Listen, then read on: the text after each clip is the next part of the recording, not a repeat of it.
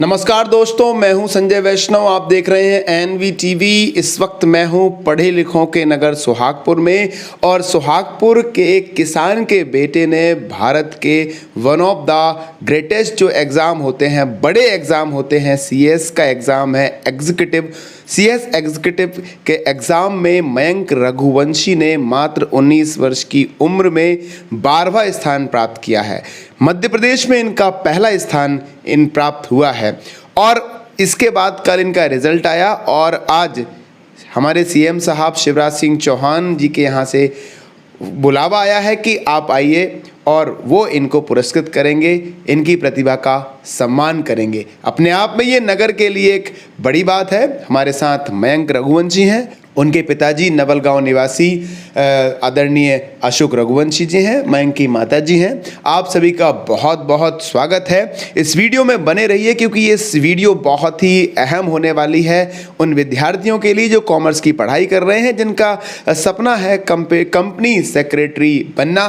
किस तरह से पढ़ाई होती है, कितनी मुश्किलों का सामना करना पड़ता है, क्या करना चाहिए, क्या नहीं करना चाहिए, ये विद्यार्थियों के लिहाज से अहम है, पालकों के लिहाज से भी महत्वपूर्ण होने वाली है, क्योंकि माता पिता का एक अहम योगदान होता है अपने बच्चों की प्रतिभा को निखारने में, उन्हें ऊंचे स्तर पर पहुंचाने में। तो यदि आप पालक हैं तो भी इस वीडियो में बने रहिए, क्योंकि किस तरह से आप अपने बच्चों को ट्रीट करें, ये इस वीडियो में आपको जानने को मिलेगा। आप सभी का बहुत बहुत स्वागत है, बहुत बहुत शुभकामनाएं। मयंक, आपको इस सफलता का श्रेय आप किसे देना चाहेंगे? सर, सफलता का श्रेय मैं अपने पूरे परिवार को देना चाहूँगा, और जो टीचर्स जिन्होंने मुझे पढ़ाया वो उनको देना चाहूँगा। सर, एक्चुअली जो हमारा जो एग्ज़ाम होता है उसमें बहुत कुछ डिपेंड करता है टीचर्स के ऊपर। उनके अगर करेक्ट गाइडेंस होगा तो उसमें हम लोग मतलब AIR का सपना देख सकते हैं, क्योंकि सर हमारा जो पास परसेंटेज इस बार का रहा है वो मैं आपको बताऊंगा तो आप शॉक हो जाएंगे, क्योंकि पास परसेंटेज ग्रुप 1 का है सिर्फ 5.85% और ग्रुप 2 का है 13%, और कंबाइंड ICSI ने इसलिए नहीं दिया है क्योंकि मेरे जो मार्क्स हैं वो 440 हैं आउट ऑफ 800, और मेरी ऑल इंडिया रैंक है 12। तो आप इससे अंदाज़ा लगा सकते हैं, और सिर्फ 12 ऑल इंडिया रैंकर्स इस बार ICSI ने रिलीज़ किए हैं। और ICSI का एक वो रहता है कि 50% मार्क्स जो होते हैं, मतलब 400 आउट ऑफ 800, वो पास होने के लिए चाहिए हमको।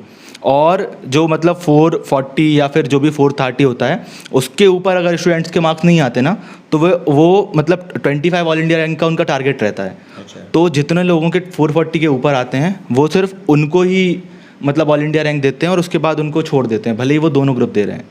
तो सर, दोनों ग्रुप का पास परसेंटेज आप मतलब गैस कर सकते हैं कि इतना कम है, नियरली 1% से भी कम है। मतलब MP में तो हमारी जो कोचिंग है वहाँ जो मुझे पता लगा कि वहाँ पे मैं और मेरे साथ शायद एक कोई और हैं जिन्होंने दोनों ग्रुप एक अटेम्प्ट में क्लियर किए हैं। नहीं तो मतलब मध्य प्रदेश में बहुत कम लोग हैं, और आप गैस कर सकते हैं 0.8 कुछ, मतलब नियरली आउट ऑफ 100 0.8 बच्चे ही दोनों ग्रुप साथ में निकाल पा रहे हैं। अच्छा, मयंक के बारे में मैं बताना चाहूँगा, ये अद्भुत बहुप्रतिभा के धनी है। इस वीडियो में हम बारी बारी से सब विषयों पर चर्चा करेंगे। फिलहाल मयंक से हम जानेंगे जो CS की परीक्षा है, क्या परीक्षा होती है, कितने एग्ज़ाम होते हैं, और इसके बाद आप क्या बनने वाले हैं, अगला स्टेप आपका क्या है? सर, CS में टोटल 3 स्टेजेस होते हैं, और ये कंपैरेटिवली चार्टर्ड अकाउंटेंट जो होता है CA वो सेम है। तो कंपनी सेक्रेटरी और चार्टर्ड अकाउंटेंट और कॉर्पोरेट मैनेजमेंट अकाउंटेंट CMA, ये तीनों को MCA की 3 बहनें बोला जाता है। और ये तीनों जो प्रोफेशन है, सर कॉमर्स में एक बहुत बढ़िया कहावत है कि कॉमर्स या तो आपको बना देगी या ख़त्म कर देगी। कॉमर्स में आर पार की लड़ाई होती है। मैथ साइंस में जैसे छोटी मोटी जॉब लोग कर भी सकते हैं, लेकिन हमारे में जो होता है ना, वो या तो आपको मतलब इंडिया की जो बेस्ट पोजीशन है वहाँ पहुँचाएगी, या फिर जो वर्स्ट पोजीशन है, वर्स्ट कंडीशन है, वहाँ पहुँचाएगी। सर, जो अब हमारे प्रधानमंत्री जी ने अभी कुछ समय पहले बोला था कि मेरे सिग्नेचर से भी ज़्यादा इंपॉर्टेंट है चार्टर्ड अकाउंटेंट का सिग्नेचर, और चार्टर्ड अकाउंटेंट का सिग्नेचर जहाँ होता है वहाँ सबसे इंपॉर्टेंट है कंपनी सेक्रेटरी का एग्जाम पर वो सिग्नेचर। अच्छा। तो सर मतलब जैसे आप इनडायरेक्टली इसका मतलब यही हुआ कि जहाँ PM है वहाँ CA, और जहाँ CA है वहाँ CS, तो ये मतलब साथ में चलते हैं। और सर इसमें बेसिकली 3 स्टेजेस होते हैं। पहला CHEET, वो एंट्रेंस एग्ज़ाम होता है इसका, उसमें 5 सब्जेक्ट होते हैं, एक एग्ज़ाम होता है 3 आवर्स का।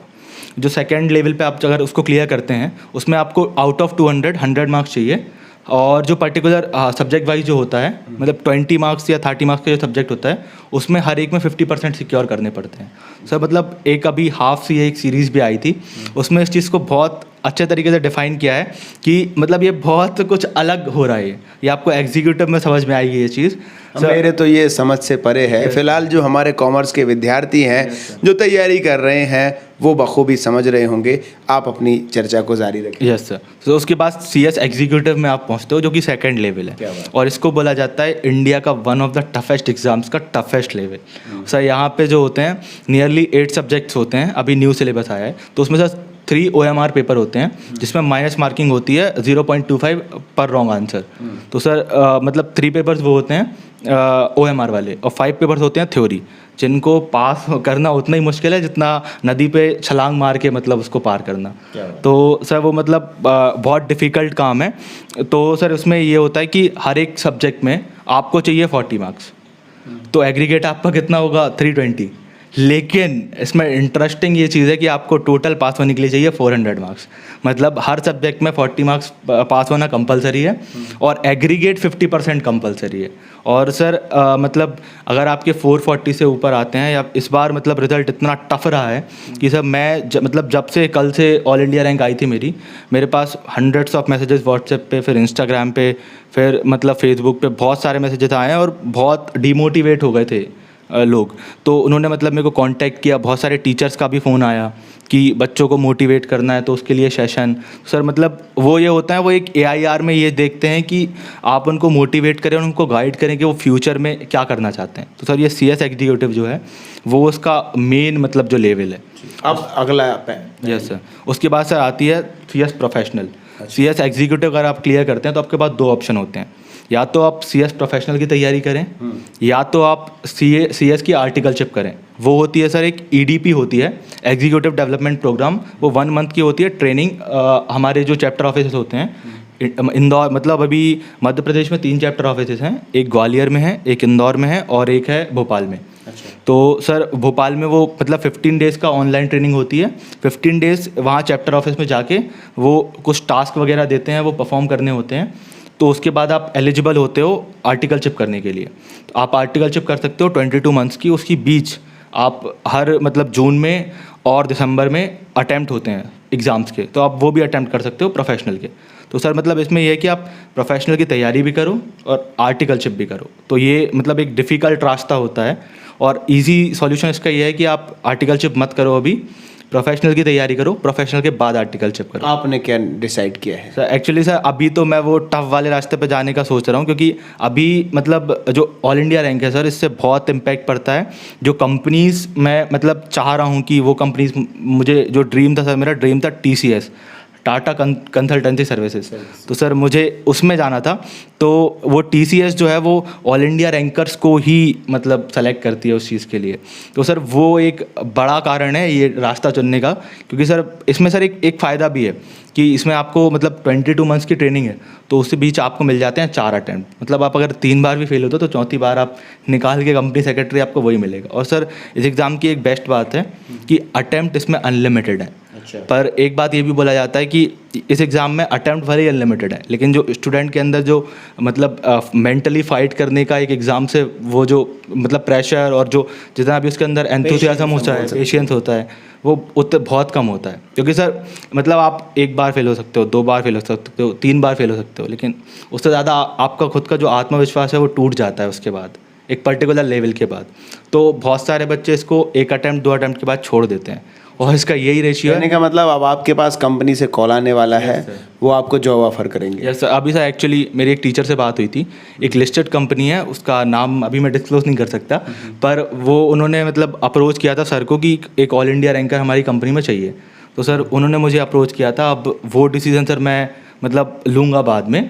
अभी सर मैं मतलब फाइनल पैकेज कितने दिन बाद मिल जाएगा, जिसके इंतजार पूरे नवल गांव वासी कर रहे हैं? सर पैकेज एक्चुअली प्रोफेशनल के बाद मिलता है। मतलब जब CS आपके नाम के सामने आ जाता है ना, उसके बाद आपको पैकेज मिलता है। और सर एक ये भी था टाटा चूज़ करने का।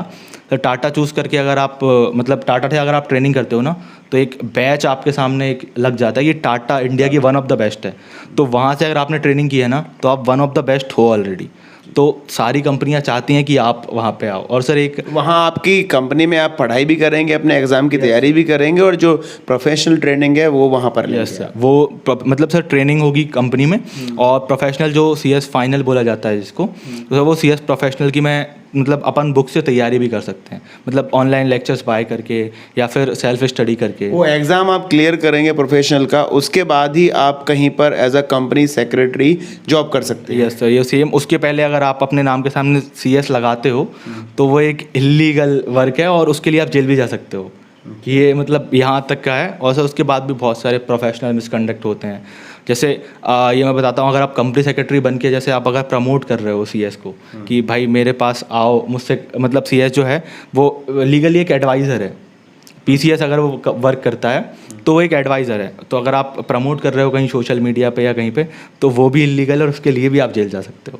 कंपनी कोई गुनाह करेगी, आप जेल जाओगे। तो सर एक पूरा बर्डन होता है CS के ऊपर इस चीज़। तो अगला स्टेप आपका जो 22 महीने की ट्रेनिंग है वो करने का है। क्या कुछ काम करेंगे, कुछ अंदाज़ा है वहाँ? यस सर, सर एक्चुअली वहाँ पे एक मतलब जो रियल लाइफ प्रैक्टिकल नॉलेज होता है, सीनियर्स के अंडर में काम? यस सर, वो जो कंपनी सेक्रेटरी ऑलरेडी बन चुके हैं ना और कंपनीज में वर्क कर रहे हैं, उनके अंडर हम लोग काम करेंगे और वो हमें प्रोफेशनली सिखाएंगे कि भाई ये पर्टिकुलर वर्क होता कैसे है। तो अगला जो स्टेप है प्रोफेशनल एग्ज़ाम के लिए, ज़्यादातर जो मैं जहाँ तक समझ पा रहा हूँ, जो एग्जीक्यूटिव पास कर लेते हैं उनका तो 100% निकलना ही है। यस सर, प्रोफेशनल मतलब एग्जीक्यूटिव के कंपैरिजन में कंपैरेटिवली ईजी है, लेकिन आप ये नहीं बोल सकते ईजी है, क्योंकि सर प्रोफेशनल का पास परसेंटेज है नियर अबाउट 22%। तो सर आप ये गैस कर सकते हैं एग्जीक्यूटिव का पास परसेंटेज है 5% और 13% और इन एग्रीगेट 0.8%। तो वो जो 0.8% कैंडिडेट जो सेलेक्ट होके आ रहे हैं उनमें से 22% है। तो आप मतलब इसको इजी नहीं बोल सकते आप, क्योंकि जो मतलब वो इतनी बड़ी समस्या को पार करके आ रहे हैं उसमें से 22%। तब पेपर्स कंपैरेटिवली प्रैक्टिकल आते हैं सर, इसमें ये प्रॉब्लम है। इसलिए सर जो ट्रेनिंग कर लेते हैं ना उनके लिए कंपैरेटिवली ईजी होता है, क्योंकि ऐसे क्वेश्चंस भी आते हैं कि आपको एक कंपनी है उसका आपको ड्राफ्ट करना है MOA या AOA जो मेमोरेंडम ऑफ एसोसिएशन होते हैं, या फिर लेटर्स वगैरह लिखने हैं किसी बड़ी बॉडी को, तो वो सब कुछ आते हैं और वो प्रैक्टिकल नॉलेज से ही सर संभव है वो सब चीज़ें करना। तो अभी तक जो चर्चा थी वो स्टूडेंट्स के लिहाज से जो CS के हैं, कॉमर्स के हैं, वो इस वीडियो को रिकैप करें, दोबारा से सुने, आपको अंदाज़ा है कि आप अच्छी तरह से समझ सकते हैं। अभी आपका कौन सा अटैम्प्ट था ये? सर ये एक्चुअली मेरा EET सर ऐसा हुआ था कि मैं अपने जब 12th कर रहा था तब मतलब मेरी 12th के जो एग्ज़ाम्स थे वो सेकेंड जून को ख़त्म हुए थे। उसके बाद सर CSEET का जो अटैम्प्ट था वो था 10 जुलाई को। तो सर मतलब नियरली मेरे पास 1 महीना बचता है प्रिपरेशन के लिए। तो सर मैंने जो 12th के जब मैं एग्ज़ाम दे रहा था ना सर, तब मैं उसके साथ साथ CSEET की भी तैयारी कर रहा था और 12th की भी। और फिर वो 1 महीना मैंने फुल फ्लैज EET को दिया था और सर उसमें मेरे मार्क्स आए थे आउट ऑफ 200 152। और सर उसमें जो ऑल इंडिया रैंक 1 थी उनके मार्क्स थे 164।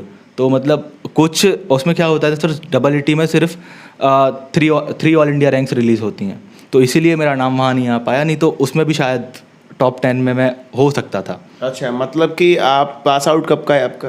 सर मेरा 2022 का है। कौन से स्कूल से किया था? Saint Patrick senior secondary school.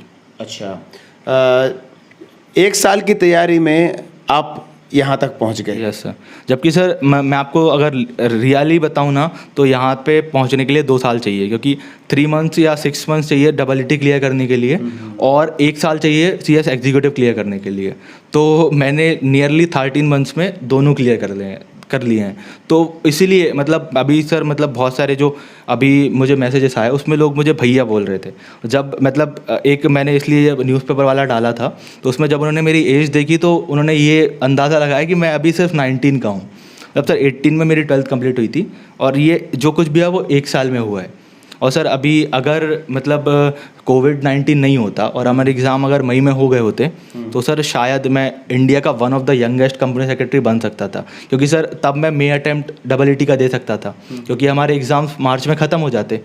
तो मैं मई अटैम्प्ट देता, उसके बाद मैं एलिजिबल होता दिसंबर में दोनों को देने के लिए।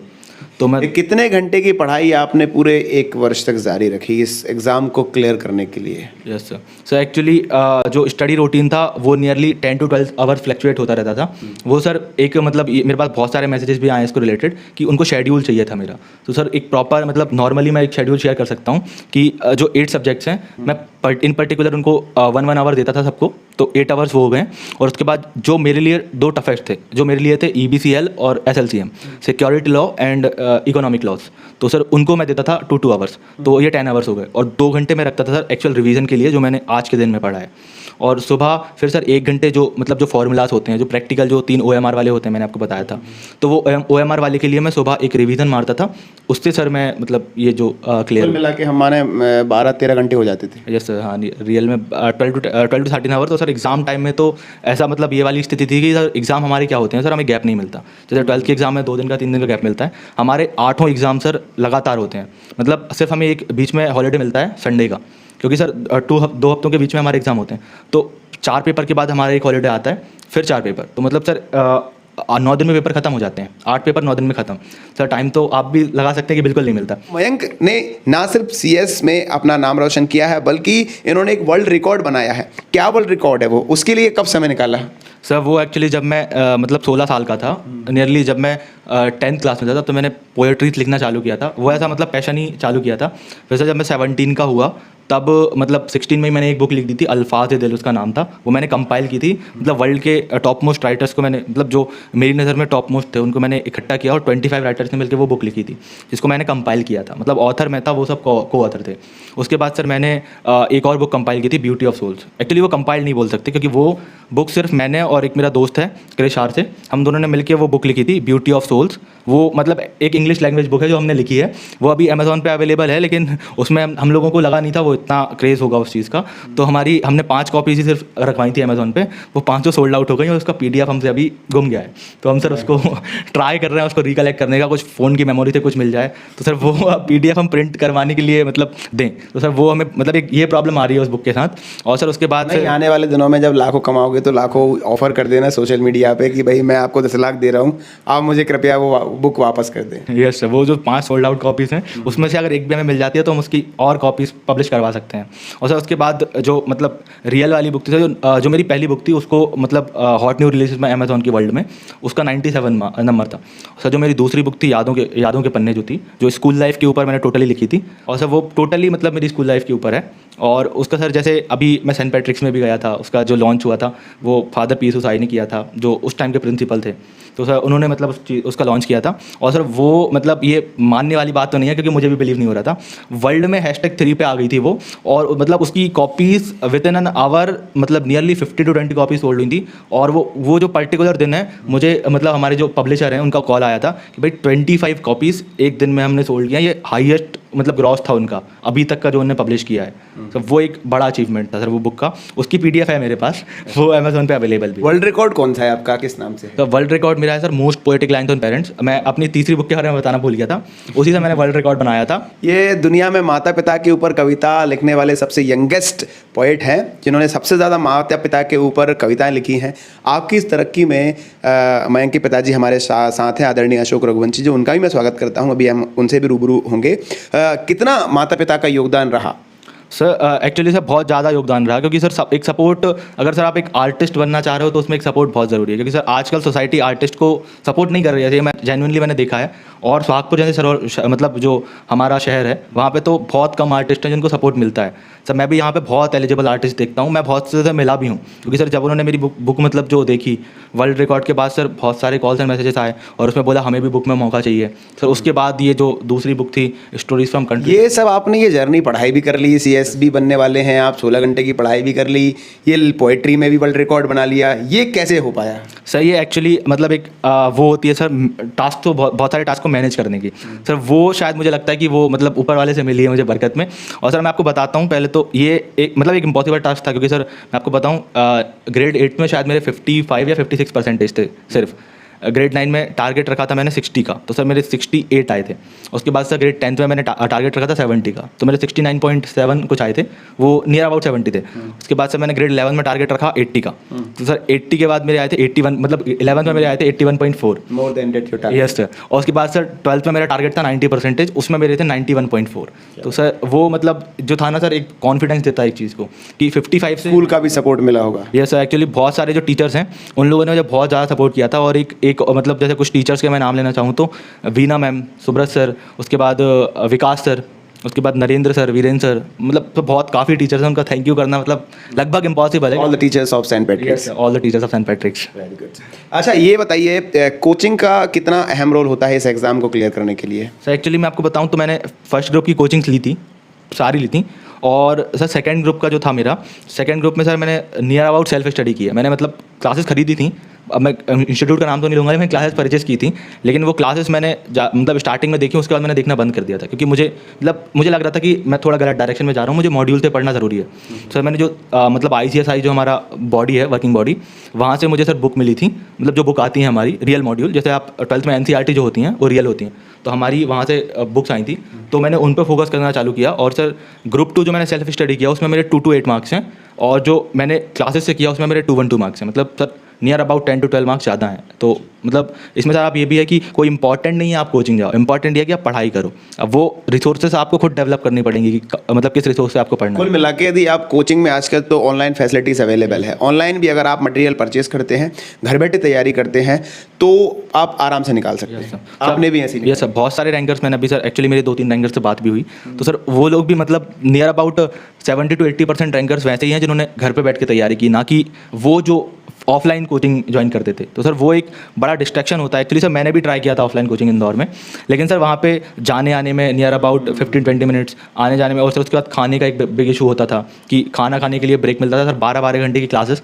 आप वन गो में नहीं कर सकते सर। और वो मैस का खाना सर, वो आप भी समझ पा रहे होंगे वो सर मतलब वो एक अलग बात पे ले जाता है आपको, आपकी तबीयत भी ख़राब होती है। और घर पे रहते हो सर तबीयत का इशू ज़्यादा नहीं आता है। हाँ, एक माहौल रहता है। सबसे बड़ी बात तो आप फिजिकली और मेंटली आपको एक दूसरा एटमॉस्फेयर नहीं मिलता है, तो आप अपनी पढ़ाई को कंटिन्यू कर लेते हैं। ये बड़ा एक फैक्ट है कि जब भी बच्चे 12th के बाद दूसरे शहर में जाते हैं तो उस माहौल में ढलने में ही उन्हें वक्त लगता है, इवन वो डिस्ट्रैक्ट भी हो जाते हैं। पढ़ाई में 12th तक अच्छे रैंक हासिल करते हैं, लेकिन जैसे ही दूसरे शहर में जाते हैं वहाँ का खाना, वहाँ की आबो हवा, और एक इम्पॉर्टेंट रोल जो मैंने खुद देखा है कि आपकी फ्रेंड सर्कल। अभी आप माँ बाप आपके सामने आपका जो प्रोटेक्शन है, आपका डिफेंस बन के खड़े हुए हैं, लेकिन जैसे ही आप शहर में जाते हैं आप आज़ाद हो जाते हैं, तो कहीं ना कहीं जो युवा मन है वो भटक जाता है। इसलिए ऑनलाइन रिसोर्सेज हैं वो अगर आप परचेज करते हैं और अगर आप कमिटेड हैं तो आप आसानी से बड़े एग्जाम निकाल सकते हैं। ये बात को साबित किया है मयंक रघुवंशी ने, जो कि सुहागपुर के हैं और अभी ऑल इंडिया में उनका CS में 12 रैंक लगा हुआ है। मध्य प्रदेश में पहला रैंक इस परीक्षा में लगा हुआ है, जो अपने आप में एक बहुत बड़ी बात है। हमारे साथ मयंक के पिताजी अशोक रघुवंशी जी हैं, हम इनसे बातचीत करेंगे और उनसे जानेंगे कि किस तरह से उन्होंने अपने बच्चे को सपोर्ट किया। कैसा लग रहा है आपको? बहुत अच्छा लग रहा है, और मैं क्या है दुनिया के माँ बाप से यही कहूँगा कि बच्चे को सेल्फ होना चाहिए। कोई भी अगर जैसे मान के चलो कहीं बच्चा जो चल रहा है, अगर उसकी रास्ता सही है तो उसे टोकना नहीं चाहिए। जैसा भी वो है मतलब उसे, हाँ अगर अपने कहीं लग रहा है कि यहाँ थोड़ी मिस्टेक है तो वहाँ ज़रूर बोलना चाहिए। बाकी पढ़ाई लिखाई में भी यही कहूँगा मैं कि बच्चे को जो करना चाह रहा है, जो उसकी इच्छा है, उसे उसकी इच्छा के अनुसार चलना चाहिए। आपने सोचा था कि 2 साल बाद बच्चा इतने बड़े एग्ज़ाम को क्लियर करेगा और एक बड़े स्तर पर पहुंचेगा? ये तो खैर दुनिया के हर माँ बाप सोचते हैं कि हमारा बच्चा ऊपर जाए, अच्छी मतलब पढ़ाई लिखाई करे और अच्छा अफसर बने। ये तो हर सब लोग सोचते हैं, हर माँ बाप के सपने यही होते हैं। अच्छा, फिर भी आपने कभी अपने लक्ष्य मयंक पर ऐसे लादे कि आपको ये करना है, आपने यही बनना है? यही तो नहीं करना चाहिए माँ बाप को, कभी भी बच्चे पर लादना नहीं चाहिए। वो क्या चाह रहा है, उसकी इच्छा क्या है, वो उसे उसकी मर्ज़ी से चलना चाहिए। अगर कोई भी माँ बाप उनको अगर प्रेशर डालें या उनसे कुछ कहें तो वो ही सबसे बड़ी गलती है। आजकल देखा जाता है कि आप भी ग्रेजुएट हैं जी, कुछ पढ़े लिखे माँ बाप होते हैं, वो अपने लक्ष्य जो जीवन में वो खुद प्राप्त नहीं कर पाते, वो अपने बच्चों पर लाद देते हैं कि मेरे बेटे को IAS निकालना है, मेरे बेटे को IIT निकालना है। क्या कहेंगे? नहीं, IAS निकालना ये अपने ऊपर नहीं है। बच्चा क्या कर रहा है वो उसे क्या करना चाहिए ये उसको स्वयं को पता है। तो वो अगर अपन उसके ऊपर लादते हैं तो ये अच्छी बात नहीं मेरे हिसाब से। तो लादना नहीं चाहिए। वो क्या करना चाह रहा है, वो क्या करेगा, वो उसके ऊपर है। सिर्फ अपना काम तो सिर्फ क्या है, उन्हें जो चीज़ की कमी है वो पूर्ति करना। कभी भी अपने सपने बच्चों पर ना लादें। इन्होंने भी 10वीं पास करने के बाद मयंक से कहा था कि मैथ साइंस ले ले, लेकिन मयंक ने ये कहा था कि मुझे कॉमर्स लेना है, और आज 10वीं के मात्र 3 साल बाद ये मुकाम उन्होंने हासिल किया है। आज वो ऑल इंडिया स्तर पर CS एग्जीक्यूटिव एग्ज़ाम को निकाल चुके हैं। हमारे साथ मयंक की माता जी भी हैं। बहुत बहुत स्वागत है आपका। किस तरह से मयंक पढ़ाई करते थे और कैसा आपका सपोर्ट उनको रहा? मेरा सपोर्ट ये रहा, बहुत रात तक पढ़ाई करता था। सुबह से बैठ जाए फिर पढ़ने, वो कम से कम 17 घंटे पढ़ाई करता था। दिन में नाइट में। हम कहते थे उससे यही कि सो जा। सोने की बोलने आती थी, मैं बार बार 12 बजे तक 1 बजे तक मैं बोलने आऊँ, हाँ मम्मी बस सोने ही वाला हूँ, अब भी सोने ही वाला हूँ। तो फिर भी मुझे नींद नहीं लगती थी। मैं 2 बजे देखने आऊँ फिर भी पढ़ता रहता। तो मैं कहूँ आर्यन सो जाओ बेटा, हाँ हाँ बस तुम सो जाओ, मैं सो रहा हूँ। मेरे सामने बिस्तर पर लेट जाता था, और जो हम लोग सो जाते थे फिर उठ के बैठ जाता था। बहुत मेहनत करी उसने। आज अच्छा लग रहा है? बहुत अच्छा लग रहा है। जिस दिन उसने जन्म लिया था उतनी खुशी उस दिन हुई थी, उतनी खुशी आज हो रही है। बड़े स्तर की जो पढ़ाई होती है वो किसी के कहने पर नहीं होती, किसी के मोटिवेशन से नहीं होती। मोटिवेशन सेल्फ होता है, अंदर से आता है, डेडिकेशन होता है, तभी आप पढ़ाई करते हैं। बड़ी बात यह है कि बच्चों को आप स्वतंत्रता दें, आज़ादी दें। बच्चों के लिए भी ये अहम है कि वो आज़ादी को अराजकता ना बनाएं। तो ये अहम बात हमें मयंक की इस जीवन यात्रा से हमको मिलती है। मयंक, हम आपसे जानना चाहेंगे, जो भी बच्चे CS का सपना देख रहे हैं, अभी 12th कॉमर्स ले रखी है उन्होंने, उनको किस तरह से मोटिवेट करना चाहेंगे? आप भी गांव से हैं, ग्रामीण क्षेत्र है ये। यहाँ के जो बच्चे हैं पहले तो इतना सपना देखने से पहले डरते हैं कि यार अपने वश में कहाँ, अपन कहाँ निकालने वाले हैं, अपने पास इतने रिसोर्सेज नहीं, अपने पास इतना टैलेंट नहीं। तो ऐसे बच्चों को आप कैसे मोटिवेट करेंगे? सर एक्चुअली सर मैं आपको बताना ये चाहूँगा कि सर मतलब ये बात मैंने बहुत पहले से सुनी है कि कीचड़ में गुलाब खिलते हैं। सर जो ऑल इंडिया कमल खिलते हैं। यस सर, कमल खिलते हैं। तो सर वो ऑल इंडिया रैंकर्स जो है ना, वो बहुत सारे मैंने जो देखे हैं, मतलब जो मुझे पता है, वो कोई भोपाल, इंदौर या फिर ग्वालियर के नहीं है जहाँ चैप्टर ऑफिस है। वो हैं छोटे छोटे शहरों से जहाँ कोई चैप्टर ऑफिस है ही नहीं। सर मतलब MP में कुल 3 या 4 चैप्टर ऑफिस हैं, एक शायद जबलपुर में भी है। उसके अलावा उस सिटीज़ के जो टॉपर्स होते हैं ना, वो बहुत कम होते हैं, और बाकी के जो होते हैं ना वो सर छोटे शहरों से निकलते हैं। जो बच्चे पढ़ाई करें, पहले तो मेहनत के बारे में आप बताएं, कितनी मेहनत उनको करनी पड़ेगी, किस तरह की दिनचर्या का पालन उनको करना पड़ेगा, मानसिकता कैसी रखनी पड़ेगी, क्योंकि बच्चे डिमोटिवेट जल्दी हो जाते हैं। सर एक्चुअली सर एक सबसे बड़ा कारण है फेलियर का, वो है मोटिवेशन का लैक होना। एक तो सर अगर आप ये ऐसी परीक्षाओं में घुस रहे हैं ना, जहाँ पे सर मतलब एक तरीके की सर ये प्रताड़ना है, मेंटल प्रेशर बहुत ज़्यादा होता है। और सर लेकिन आपने ये प्रताड़ना खुद के लिए खुद चूज़ करी है ना, क्योंकि सर ये जो डिग्री है ना, इनके बारे में मतलब जो 10% या 20% जो जनता होती है उनको ही पता होता है कि जो ये जॉब है, ये एक पर्टिकुलर प्रोफेशन है। उसमें बहुत लोग इसको मतलब ट्राई भी नहीं करते इसके एग्ज़ाम देने का, क्योंकि ये जो है ना उनको समझ में आता है कि ये टफ है। वो लोग देखते हैं सिर्फ 5% रिजल्ट, लेकिन वो ये नहीं देखते वो 5% में कुछ लोग ऐसे भी हैं जिनके कभी 55 भी आए थे। तो सर वो मतलब एक इनर मोटिवेशन होता है, और डीमोटिवेशन सर एक कोई की नहीं है। मोटिवेटेड हमेशा रहना, ये की टू सक्सेस होती है सर। वो हमेशा मतलब लाइफ में होना चाहिए, और सेटिस्फैक्शन कभी नहीं होना चाहिए, क्योंकि जो अगर आप सेटिस्फाई हो गए अपने आप से, तो आप आगे कुछ करने का सोचोगे नहीं। मतलब सेटिस्फाई तो कभी खुद से होना नहीं है, हमेशा कुछ मतलब लालच सर कभी कभी अच्छा होता है अगर वो सही डायरेक्शन में हो।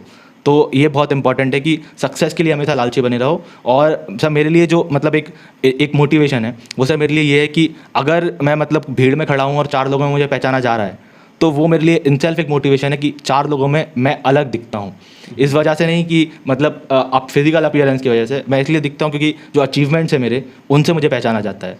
तो सर वो एक बहुत बड़ा मोटिवेशनल फैक्टर है। और ये मैं आपको बताऊंगा, अगर आप लाइफ में कुछ अचीव कर रहे हो ना, तो आगे जाके बहुत कुछ अच्छा मिलने वाला है। क्योंकि सर मैंने जो एक्सपेक्ट नहीं किया था, बहुत सारे ऐसे टीचर्स के भी मेरे पास कॉल आए हैं जो सर यूट्यूब के बहुत बड़े टीचर्स हैं, जो 2 लाख 3 लाख और मिलियंस में जो सब्सक्राइबर हैं यूट्यूब पे, उनने मुझे कॉन्टैक्ट किया और कॉन्ग्रेचुलेट किया। उन्होंने बोला कि सिर्फ 12 AIRs आई हैं, और इसमें अगर आप हो ना, तो आपकी कॉपी हम आपको बता रहे हैं नियरली 20 to 25 टीचर्स ने चेक की है, बार चेक हुई है ये, ताकि ये हो सके कि अगर आपकी कॉपी में थोड़ी भी मिस्टेक हो ना, वो निकाल दें। इसका मतलब ये 12 अगर कॉपी चेक हो रही है ना आपकी, और आप उसके बाद भी उस पोजीशन पे खड़े हो, तो आपने जो भी एग्ज़ाम में लिखा है ना, वो मोर देन इनफ था। और जो नहीं मतलब जो आपके नंबर कटे भी हैं ना, वो इसीलिए नहीं कटे कि आपने कुछ गलत लिखा, वो इसीलिए कटे क्योंकि आप AIR 12 पे बैठे हुए हो।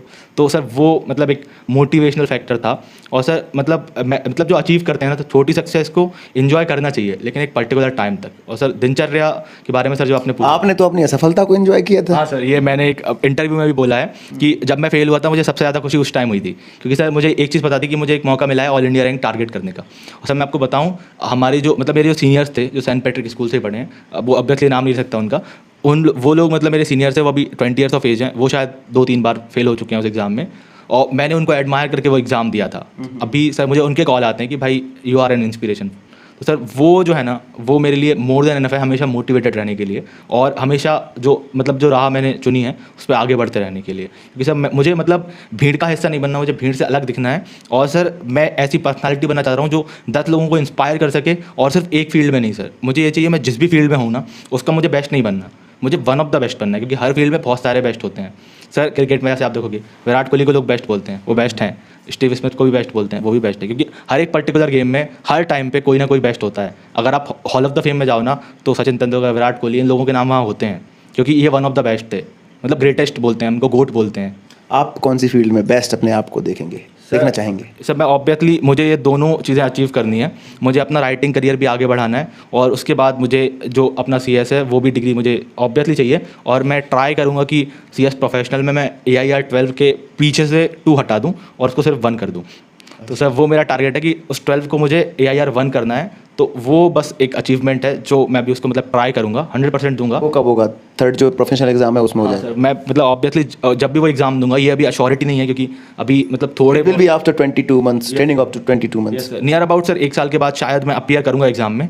लेकिन सर अब मेरा ये टारगेट है कि अब मेरे को पता है कि आंसर को प्रेजेंट कैसे करना है। मैंने पहली बार जो सर एक्चुअली ये था, मैंने सर जो 4 मंथ्स में जो एग्ज़ाम दिया था ना, मतलब प्रिपेयर करके, वो मेरे टीचर्स ने मुझे मना किया था कि मत दो, फेल होगे। लेकिन मेरे को ये था कि मैं फेल होऊंगा, लेकिन मुझे एक चीज़ समझ में आएगी कि नंबर क्यों कट रहे हैं। सर मैंने अपनी कॉपीज़ मंगाई थी ICSI से, और वहाँ उन कॉपीज़ को मैंने पूरा जज किया, अपने टीचर से चेक करवाया और खुद चेक किया कि इसमें गलती क्या है। एग्जाम किस तरह का आता है? ऑप्शनल आता है या थियोरेटिकल भी लिखना होता है? यस सर एक्चुअली 8 पेपर होते हैं, 8 में से 3 जो एग्जाम्स हैं वो OMR शीट पे होते हैं, सिर्फ आपको fill in the blanks type का होता है, मल्टीपल चॉइस क्वेश्चन, और उसके बाद जो 5 पेपर हैं वो थ्योरेटिकल होते हैं। और सर जो OMR है ना सर, वो इतने ईजी नहीं होते, क्योंकि उसमें माइनस मार्किंग होती है, मतलब हर गलत आंसर पे 0.25 माइनस हो जाते हैं। और मैंने बहुत लोग ऐसे भी देखे हैं जिनके एग्जाम में माइनस में मार्क्स थे, मतलब -2.5 ऐसे कुछ भी मतलब मार्क्स देखे हैं मैंने रिजल्ट में। सर वो मतलब OMR एक तरीके से बहुत फ़ायदेमंद भी है और बहुत नुकसानदायक भी है, क्योंकि वहाँ पर आपको खुद के टिप पे रिस्क लेना है कि सही तो सही, गलत तो गलत। यस सर, और गलत के बाद भी गलत। यस सर, क्योंकि अगर आपने कुछ गलत किया ना तो आपका जो सही है वो भी गलत हो जाएगा। ये सर बिल्कुल लाइफ के जैसा है कि मतलब सही काम कितने भी कर लो, अगर एक गलती करी ना तो वो जो जितना भी सही है ना वो पूरा डूब जाता है। तो वो उस तरीके से मतलब ये चलता है।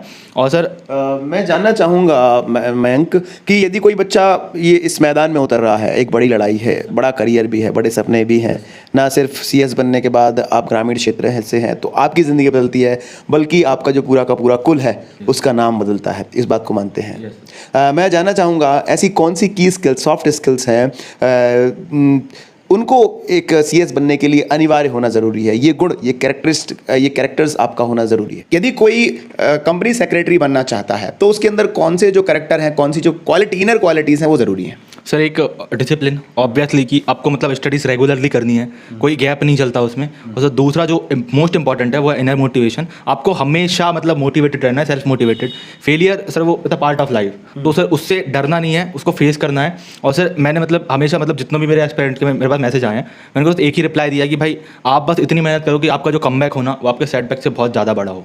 मतलब सर ये बहुत मतलब अगर आप इसको लॉजिकली सोचोगे ना, बहुत मोटिवेशनल चीज़ है ये सर। बस मतलब ऐसा करना है, आपको हमेशा डिसिप्लिन लेना है और आपके साथ मतलब हमेशा इनर मोटिवेटेड रहना है, और उसके बाद डेफिनेटली सक्सेस आपके पास आएगी। सोशल मीडिया को पूरी तरह से छोड़ना है?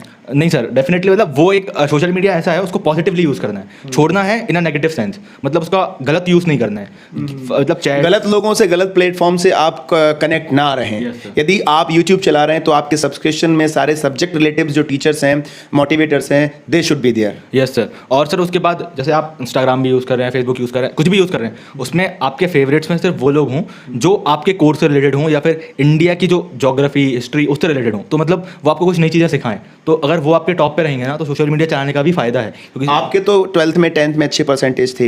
यदि जिसके 50% भी आते हैं और वो CS बनने का सपना देखता है तो अपने सपने को बरकरार रखे या फिर वो छोड़ दे? सर डेफिनेटली उसको अपने सपने को बरकरार रखना चाहिए, क्योंकि सर मतलब 50 अब पहले तो बात सर मेरे हिसाब से ये है कि परसेंट आपका सक्सेस डिफाइन नहीं करती, और सर दूसरी बात ये है कि अगर आप परसेंटेज के पीछे भाग रहे हो ना, तो फिर जो लाइफ है ना वो आपके पीछे ही भागेगी। तो मतलब परसेंटेज आपके कितने भी हो ये मैटर नहीं करता, मैटर करता है कि आपके अंदर 15 से 16 घंटे पढ़ने का गट्स है या नहीं। Yes sir. और गट्स ऐसा नहीं कि आपके अंदर बाउंडेशन है कोई, वो एक इनर इंस्पिरेशन आपके अंदर होनी चाहिए, क्योंकि ये सपना आपका है, उधार लिया हुआ जो सपना है अगर आपका कि भाई मेरे बुआ जी का लड़का मेरा फ्रेंड सीएस बन गया तो मुझे भी बनना है, ये सपना आप ऐसा बोरो ना करें, it should be from your inner sense, right? Yes sir definitely. और अगर सर मतलब पहले तो सर ये प्रोफेशन के बारे में बहुत लोगों को पता नहीं होता है, और सर जिन लोगों को पता होता है ना वो लोग इसको चूज़ नहीं करना चाहते, क्योंकि ये मतलब कोयले पे चलने जैसा काम है कि टफ तो बहुत होने वाला है, लेकिन जब आप उसको क्रॉस करोगे ना तो इतनी सारी मतलब पूरा वर्ल्ड आपके लिए है, फिर तो मतलब जग जीत सकते हो आप, एक उतना है। अच्छा, एक कंपनी सेक्रेटरी की जो आपने सुन रखा है अभी तक, हाई सैलरी स्टार्टिंग के पीरियड में कितनी आपने सुनी है? सर हाईएस्ट जो मैंने अभी पिछली बार ही सुनी थी वो 22 lakhs थी स्टार्टिंग में, वो TCS ने ही दी थी। तो सर मतलब एक वो भी वन ऑफ द कारण है TCS ज्वाइन करने का। और सर दूसरा कारण ये है मेरा, सर टाटा जो है वो मुझे लगता है वो इंडिया को बिल्ड कर रहे हैं सर, वो पैसे कमाने के लिए काम नहीं करते। टाटा शायद काम इसलिए करते हैं क्योंकि उनको इंडिया को एक बेटर प्लेस बनाना है लिविंग के लिए, तो सर उनका डोनेशन भी बहुत ज़्यादा होता है, तो उनके आइडियाज़ जो है ना वो इंस्पायर करते हैं एक को टाटा चूज़ करने में। तो ये थे हमारे साथ all India rank 12 Mayank Raghuvanshi, जिन्होंने CS एग्जीक्यूटिव एग्जाम में ऑल इंडिया में 12 रैंक हासिल किया है, मध्य प्रदेश में जिनका फर्स्ट रैंक लगा हुआ है। जो भी आप इनसे पूछना चाहते हैं वो हम डिस्क्रिप्शंस में कॉन्टैक्ट नंबर्स डालेंगे, अगर आपको टाइम रहे तो आप उठा लेना। और बाकी आपको कोई भी क्वेश्चन है इस एग्जाम से रिलेटेड, मयंक से कुछ भी पूछना है तो आप कमेंट करके हमें बता सकते हैं। बहरहाल अगर आपको CS बनना है तो मेहनत कश रहिए, मेहनती बनिए, अंदर से आपकी इंस्पिरेशन आनी चाहिए, सोशल मीडिया को पूरी तरह से आप बाउंड ना करें और पूरी तरह से उसमें आप लिप्त भी ना रहें, यूज़ करें लेकिन डिसिप्लिन बनाकर रखें। बाकी आपने तमाम सारी की सारी जो जानकारियां हैं, किस तरह की लाइफस्टाइल मयंक ने फॉलो की हैं, आपका अपना पैशन भी आप फॉलो करें और उसके साथ जो आपका टारगेट है उसे भी आप फॉलो करें, उसके लिए मेहनत करिए, ऐसा आप कर सकते हैं। इसका जीता जागता जो रूप है वो मयंक रघुवंशी आपके सामने है। मयंक, हमसे बातचीत करने के लिए आपका धन्यवाद, और उम्मीद है कि ईश्वर करे आपके जो भी सपने हैं वो पूरे हों, ज़िंदगी में जो कुछ आप हासिल करना चाहते हैं वो आप हासिल करें, यही हमारी उम्मीद है NVTV परिवार की। आप सभी का बहुत बहुत धन्यवाद, आपने इस वीडियो को देखा। अगर वीडियो पसंद आई है तो आप लाइक कर दीजिए, शेयर करके हमारा और मयंक का आप हौसला बढ़ा सकते हैं, अपने दोस्तों की हेल्प कर सकते हैं। जो भी आपकी प्रतिक्रिया है, क्वेश्चंस हैं, आप हमसे क्वेश्चन कर सकते हैं कमेंट बॉक्स में कमेंट करके। Thank you.